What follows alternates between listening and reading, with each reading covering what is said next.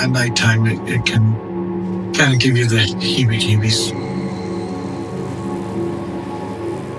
Yeah, now we're going to go to the one that even has my teeth set on edge. Now, Henry is a very angry spirit. I'm getting a feeling of apprehension. Oh yeah, it's up there.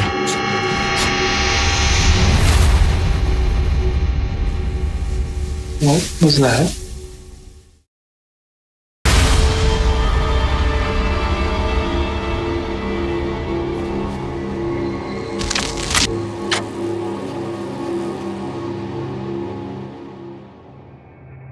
Welcome back to Strange and Undecided, and this is our Halloween special. We're taking you along to 3 different locations through the month of October leading up to Halloween, and we're going to be going to allegedly haunted locations. The way these videos are going to work, they're going to be broken down into a part 1 and a part 2. Part 1 is going to be the history of the location that we're at, and part 2 will be our actual investigation.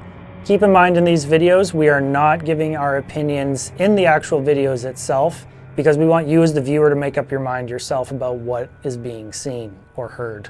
Don't forget to like, comment, and subscribe. We're going to be going through the comments, and we're probably going to do a podcast afterwards discussing everything in regards to our investigation. With that being said, here is part 1, the history of the Playhouse Theatre in St. Thomas.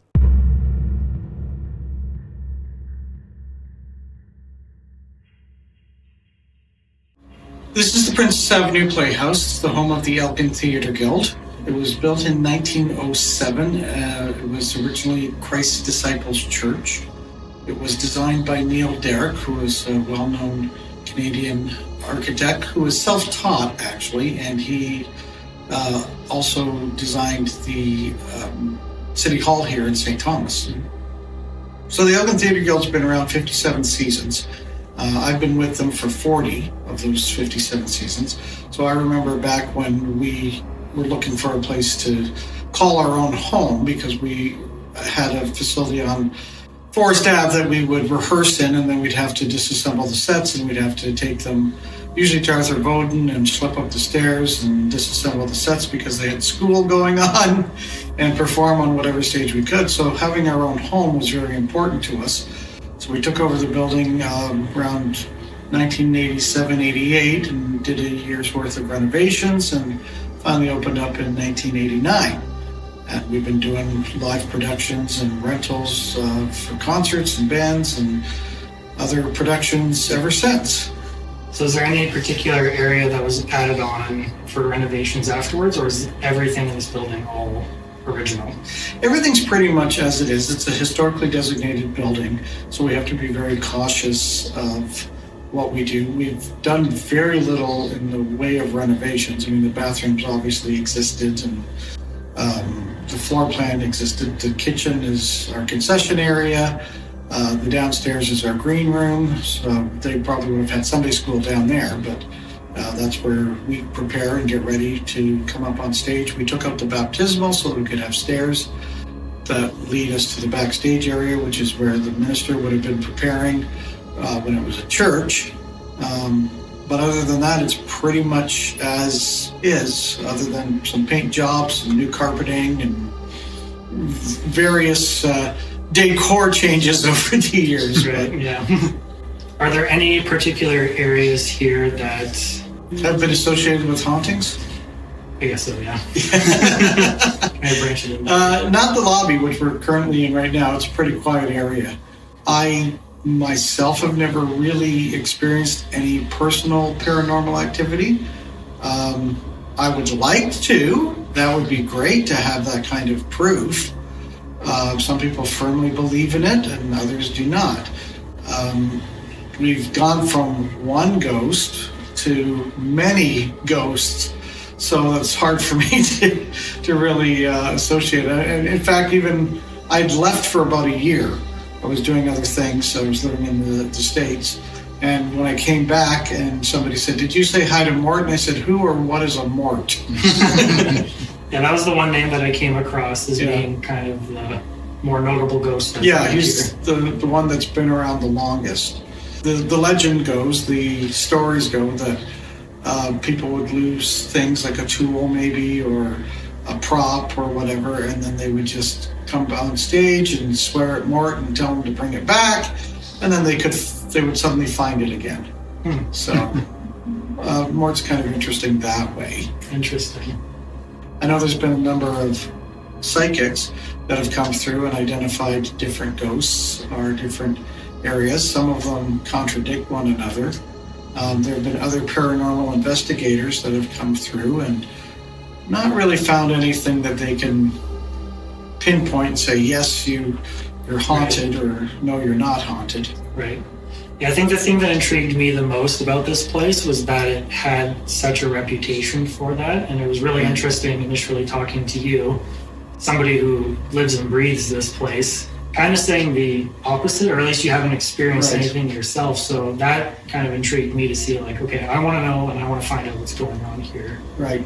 So, but I love it. That's the funny thing, is I love this stuff, right? I love the paranormal. I love hearing about it. I love reading about cryptids. I love all the folklore. I love folk horror. I just love it. So I would want something to happen, and yet I don't really believe in it. I think that there's a logical explanation for everything. You just have to be able to find it. Now, I know that we used to have bats. We haven't seen any lately. Really? So I'm wondering if some of the ghostly experiences can be contributed to the bats roosting in the belfry. So we're in the front hall of the theater, which was probably like one of the main entrances for the church. It's such a beautiful building because of the beautiful stained glass windows that we've got. Hardly anybody sees this great front hall that we have because it's not really open to the public when they come in, because they enter on the Elizabeth Street entrance and come directly into the lobby where the box office is and come in here. But it's interesting that we're talking about ghosts, because every theater generally has a ghost, and they usually have a ghost light. Our ghost light has been burnt out for years, so we haven't bothered with it. But there's usually a ghost light in the center of the stage, and to keep the spirits at bay or away. There's all kinds of great superstitions regarding theater. You don't see the Scottish play by Shakespeare in a theater because it brings a curse with it. You don't whistle in a theater because it used to be that sailors were doing the riggings in the theater and the whistles meant something, and if you whistled the wrong way, a sandbag might come down on your head, because they would take that as a sign to do something with the rigging. So there's all kinds of great superstitions involving theaters, and ghosts are just one of them. Would you believe that potentially changing anything drastically in this place might, quote, stir something up? Theoretically, sure.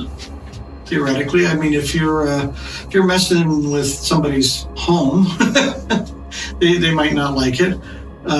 So in theory, yeah, I suppose that could happen. But at the same time, we've been around long enough, and I'm sure they've seen enough changes that why would that tick them off? Right. You know. So, but like I said, it's been a quiet couple of years since the believers have gone to different places. Okay. So, judging by kind of just some of the things that you said, you really haven't seen or witnessed anything that, not necessarily paranormal, but questionable or unexplainable? You haven't seen anything? I haven't. But I will tell you this, that a building like this, it can be pretty creepy when you're here by yourself. Yeah. Not so much in the daytime, but at nighttime, it can kind of give you the heebie-jeebies.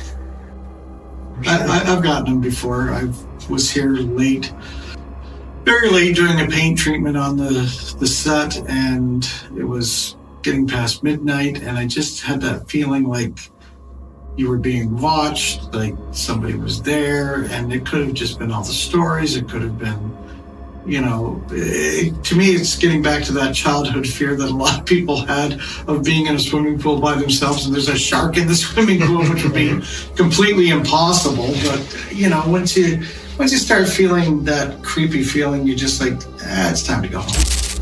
So this area is known as Mort's Corner. Basically, when people first started seeing ghosts and calling them mort being the French name for death, right?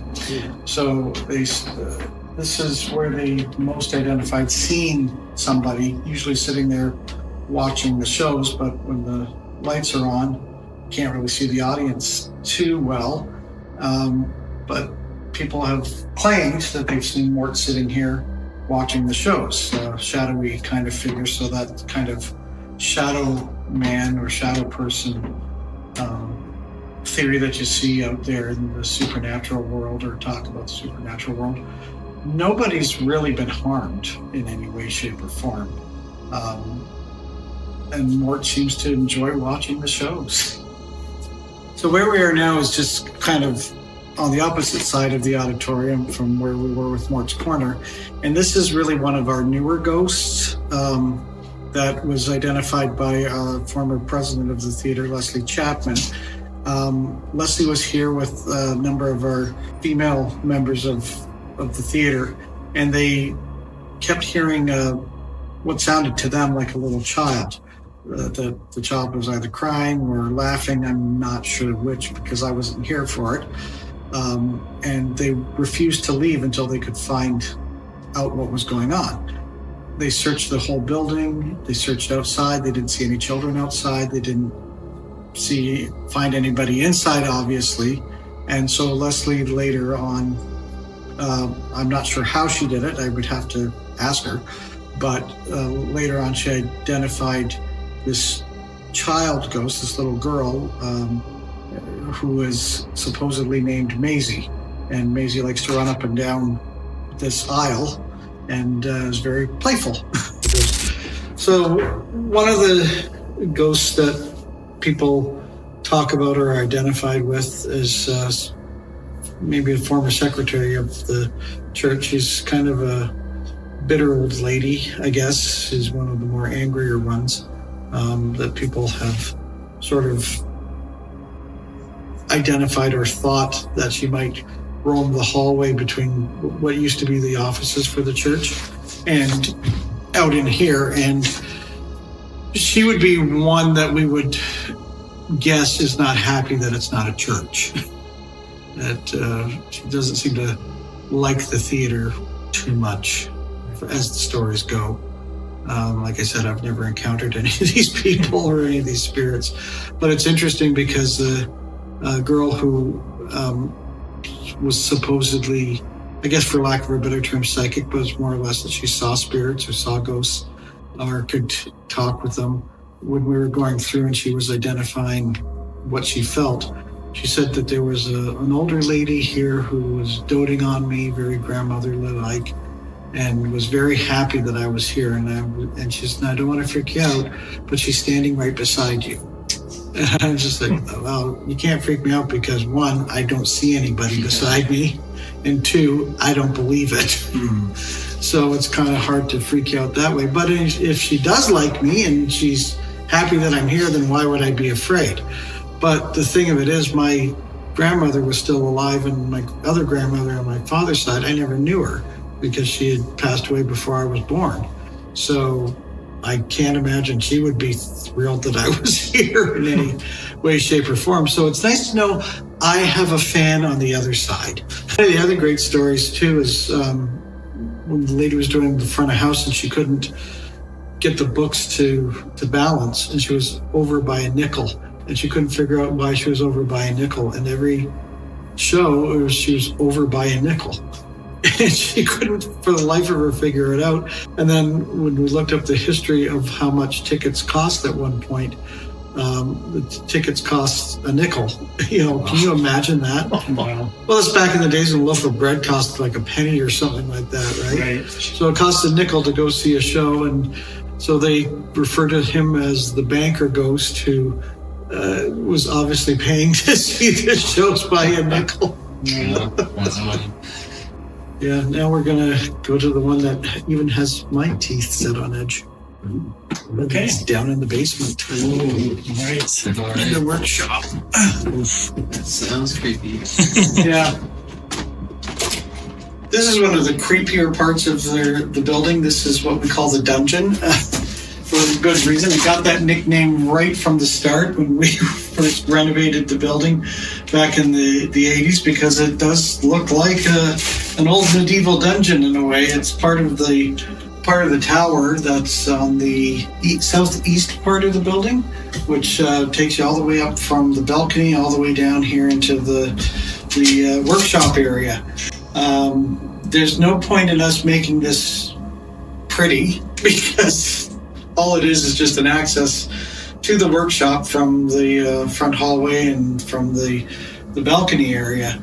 The tower itself is a lot prettier than this part of the area, but I like the dungeon in a way.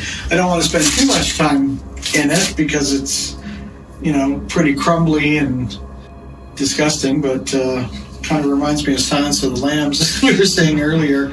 I kind of feel like I should pull a joke on some of my fellow members and just hang a little basket here with some lotion in it. See who notices. But this is what helps keep kind of that ghostly, frightening, creepy vibe alive, is the dungeon. But it leads into a wonderful workshop. Down here, we used to have a haunted house as a fundraiser. That's going back like 30 years ago, maybe. But one of the remnants of it is still here, and it's still kind of creepy where they put bloody handprints on the wall. Jeez. It's still there, right? But that's because the light switch is so far from the door, because they built the door used to be here, as you can see. Yeah. And so they built the change rooms, and so everything kind of got switched around a little bit, and a new wall and door was put up over there, and workshop was created, and so we are in probably the area that I alluded to, that was even the part that set my teeth a little bit on edge. I was trying to get the information from our former president, who had moved to Nova Scotia, and she's the one that I had identified, Maisie, as we were talking about. Right.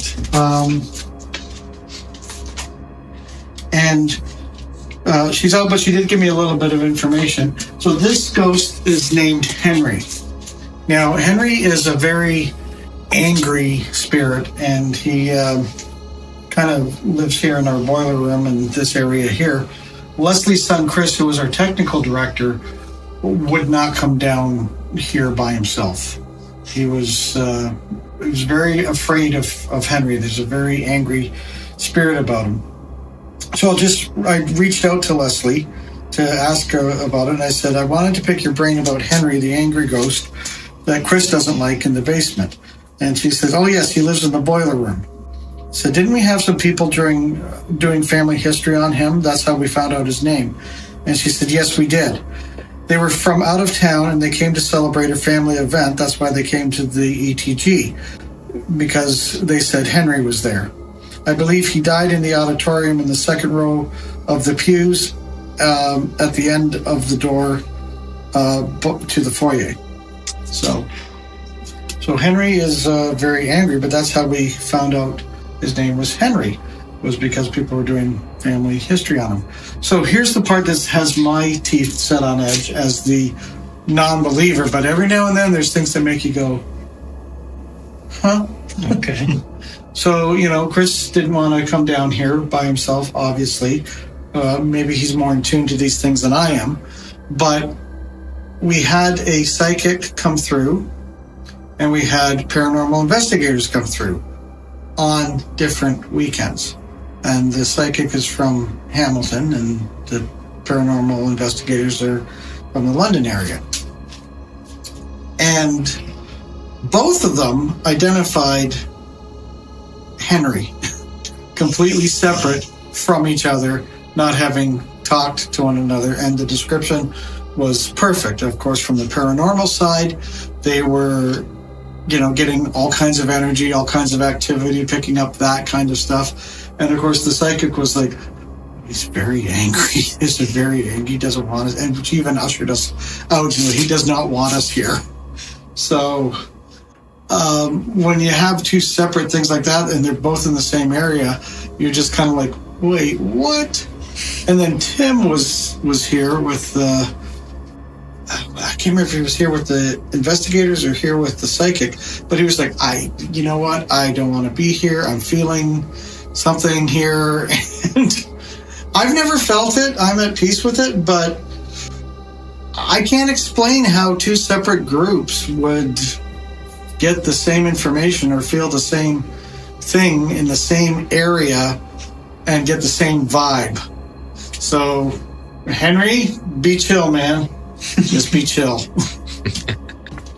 Back here. That's one of the things that I'd like to change is, build up a plaster wall or not plaster, drywall. Yeah, sure. Piece of crap. It's not real.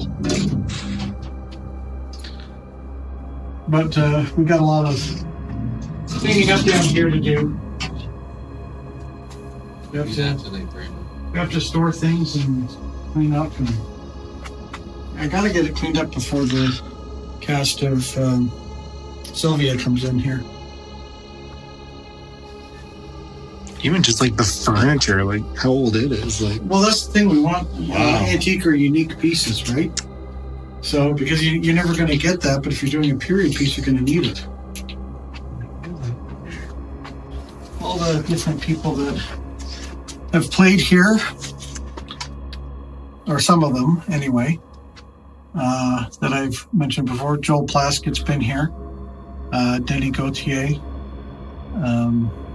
The Mudmen, they got a local name. They probably play all over the place too.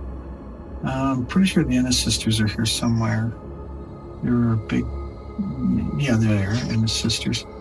But any band that's been through here has pretty much signed that role.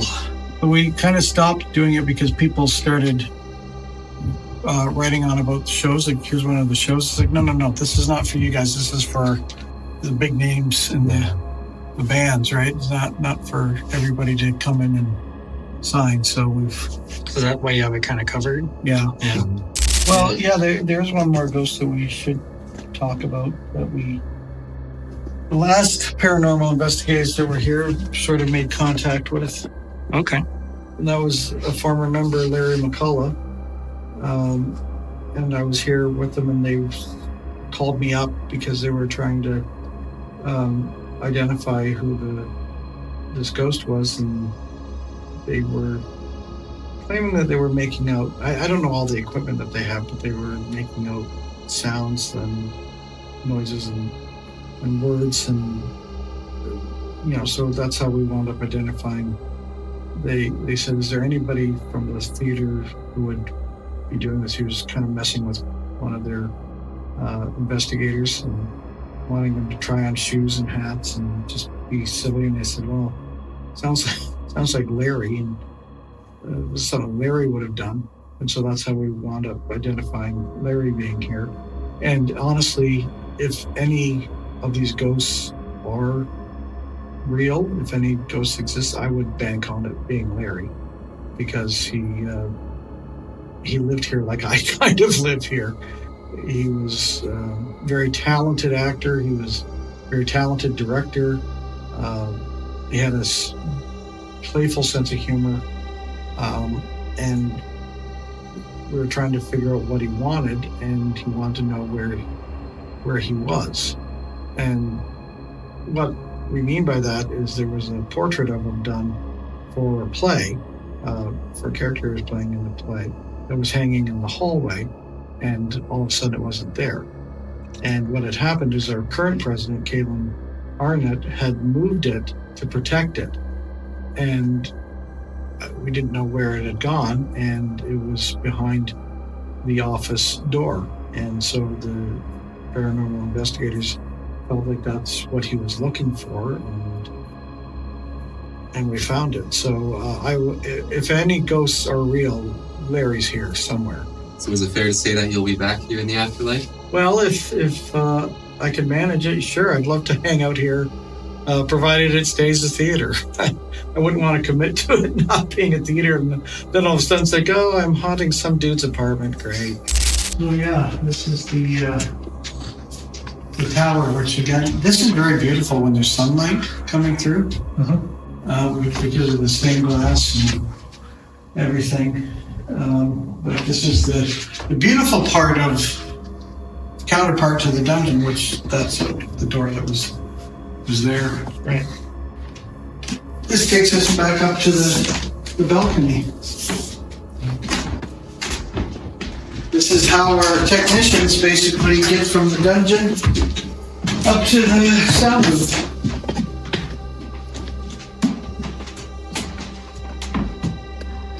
Back up here. Next season, this season, I guess, when this is going to be presented on your podcast, will be my 40th season with the theater. It's hard to imagine I've been here that long. Passion of mine, I guess. It's time to start thinking about moving it to the next generation for sure. And I just hope that, like we're 3 years shy of 60 years here in St. Thomas, and sure would be nice to have it be around another 60 years. If you build up a big enough audience, maybe it's time to move on to something new, but then what happens to a building like this, Where does it go? What does it become? It's got a heritage designation. Does it become a museum? Does somebody turn it into housing? Do they get rid of the heritage designation and tear it down? God, I hope not. I think we need to honor our past a lot more than what we do. And this is a good way of doing it. It's a gem in the city that I wish more people knew about and would come out and see our shows or concerts or whatever, because it's a nice night out in a beautiful, beautiful building that will outlast all of us, I hope. So if people want to find out more information, where can they go find us? www.elgintheatreguild.ca. Yep, Princess Avenue Playhouse, home of the Elgin Theatre Guild.